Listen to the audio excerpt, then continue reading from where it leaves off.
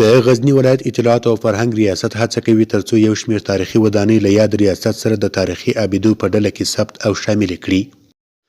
د باختر اطلاعاتي اژانس راپور له مخې نن چهارشنبه د غبرګولي 11مه د اطلاعات او فرهنګ رئیس مولوي حبیب الله مجاهد د غزنی ولایت د آزاد خان کلا د یو شمېر خلکو په غوښتنه یاد کلي ته لاړ او د آزاد خان کلا له تاریخي کلا یې لیدنه وکړه. آزاد خان په کال 1905 میلادي کال کې د غزنی په اندړ ولسوالۍ کې دنیا ته راغلی. نوموړی د احمدشاه بابا له یو تکړه قومندانانو څخه و. د وخت په تیریدو سره مرکز غزنی ته راغلی. د نوموړي په نوم نومول شوي آزاد خان کلا کې یې اوس کړوسی پاتې ده.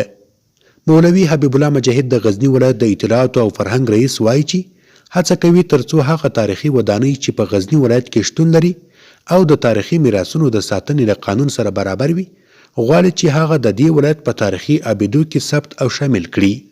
ښاغلی مجاهد وایي چې د آزاد خان کلا نږدې 95 سلنه ویجاړه شوي او د یادې کلا راپور به دوی مرکز ته د لازمي ارزونې په مخه واستوي.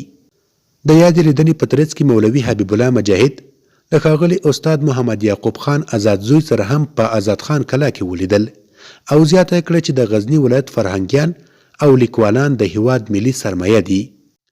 په دې لیدنه کې استاد محمد یعقوب خان آزاد زوی د غزنی ولایت د اطلاعاتو او فرهنګ رئیس مولوي حبیب الله مجاهد ته ښه راغلاست وویل او د آزاد خان بابا پر ژوندلیک او اتلولي یې ورته خبرې وکړي.